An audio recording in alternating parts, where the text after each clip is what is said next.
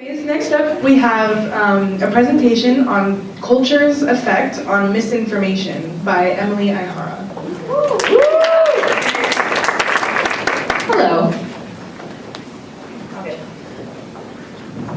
So, on April 15th, 1985, an 8-year-old girl was sexually assaulted and brutally murdered in her hometown. An identification out of a lineup and eyewitness testimony in court were enough to convict suspect Frank Lee Smith of this crime. And due to the nature of this crime, the governor signed his death warrant, remanding Smith to Florida's death row. 4 years later, the key witness recanted her testimony. And what's more, in 2000, DNA comparison exonerated Frank Lee Smith of the rape and murder of an 8-year-old girl. Unfortunately, Smith didn't get to see his name cleared. The blood sample taken for comparison was gathered after he passed away from cancer in prison. So, when social psychologists want to study these troubling human events, we don't do it just for our own edification. We don't just want to understand what happened. We do it in the hopes of preventing reoccurrence. But it can be very tricky. We are asked to study these very abstract human concepts. How do you measure love or prejudice? Or in our case, how do you quantify the accuracy of human memory? So, scientific experimentation requires a tremendous amount of creativity. And they're to study the phenomenon that we are otherwise ill-equipped to measure. And one of our textbooks has a really beautiful analogy, and it's that often our efforts are tantamount to trying to find the weight of smoke. So we have to look yes, please.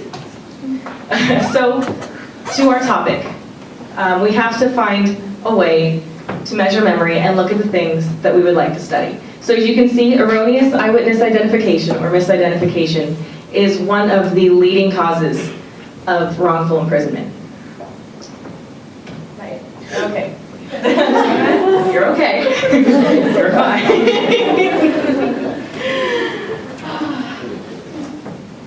So, human memory is notoriously unreliable, especially when exposed to the absolute #1 threat to its accuracy: other people. And although many people say that memory is like a tape recorder, researcher Elizabeth Loftus says that it's much more like a Wikipedia page, in that other people can manipulate its contents.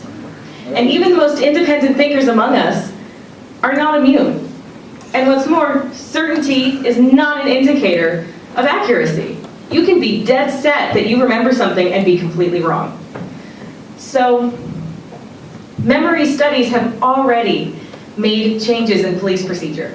For example, eyewitness identifications, eyewitnesses at crime scenes, they're always separated so that they can't confer amongst each other.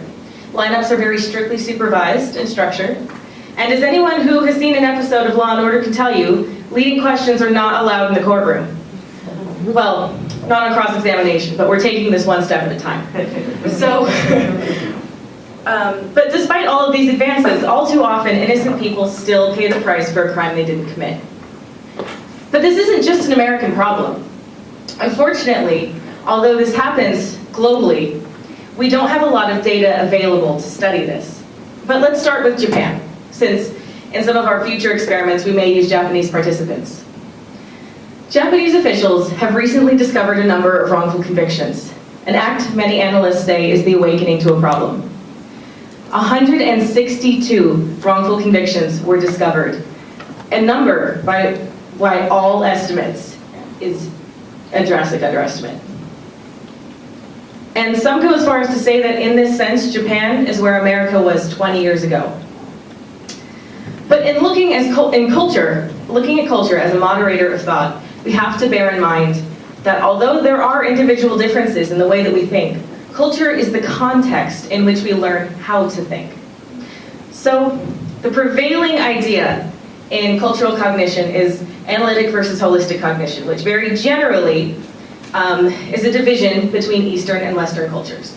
Now, this paradigm is very nuanced and complex, but I have 11 minutes, not 2 hours, so I will keep it very short. And the beliefs and attitudes and priorities in analytic cognition are more focused on independence and an absolute truth, while holistic thinkers prioritize maintaining relationships and the importance of harmony. Now, in looking at culture, it does affect so many different types of thought processes, and memory is no exception.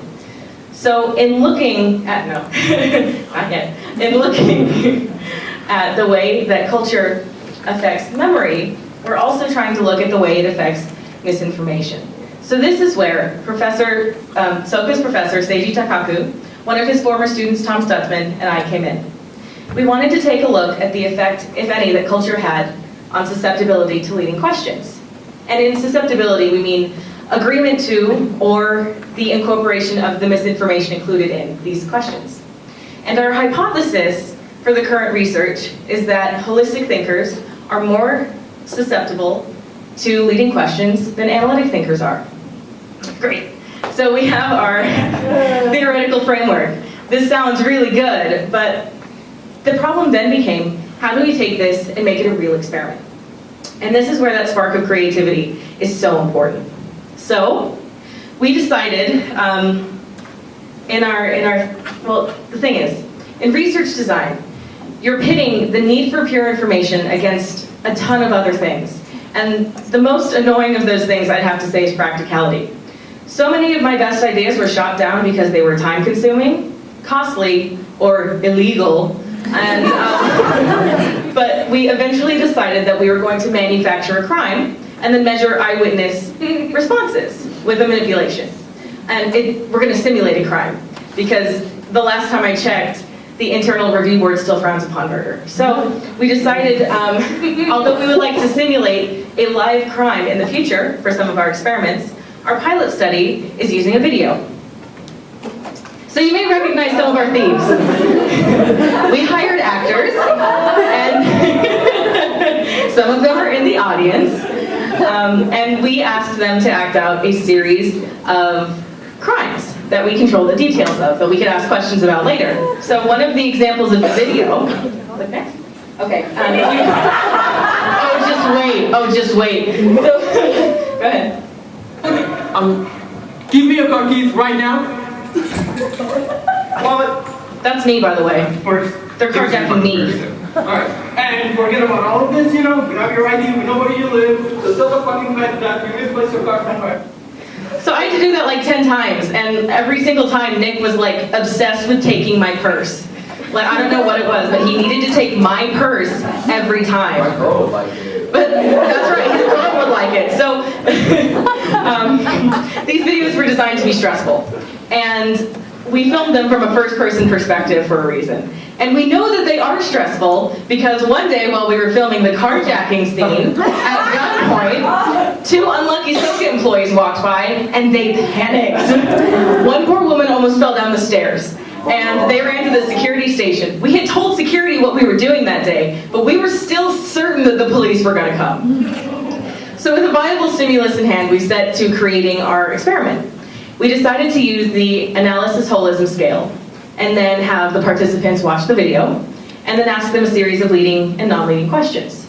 Their results will be tallied, and we will look for a statistically significant correlation between culture and susceptibility to leading questions. And we hope to have our answers by the end of summer. In addition to the current survey, we also have a number of other videos, crime scene photos, mugshots, a veritable arsenal of materials from which we can do more experiments. But sometimes I had to stop and remind myself, you know, why am I doing this? This is great. This is going to look really good on for grad school. But why this field? Why did I choose to do this? The great thing and the beautiful thing about scientific experimentation is that these studies aren't the end game. Data isn't the end game. It's change and progress. DNA sequencing revolutionized the criminal justice system, giving a new meaning to the standard beyond a reasonable doubt. It also inadvertently exposed an area of data collection that was in dire need of improvement. We're experiencing a lag as eyewitness testimony struggles to catch up to DNA technology. So, an event marked a turning point. This marked a turning point where The need for improvement in eyewitness testimony necessitated the further integration of psychology into the legal system, a field which we call legal psychology, and that's the logo for it.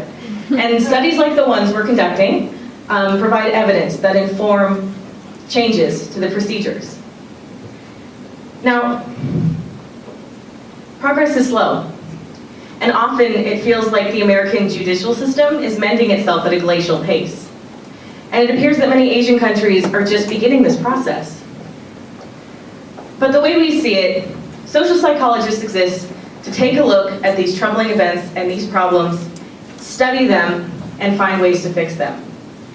As long as innocent people are wrongfully imprisoned, we will have a reason to research. And as long as human beings are involved in the criminal justice system, psychology will have a place in its proceedings. Thank you.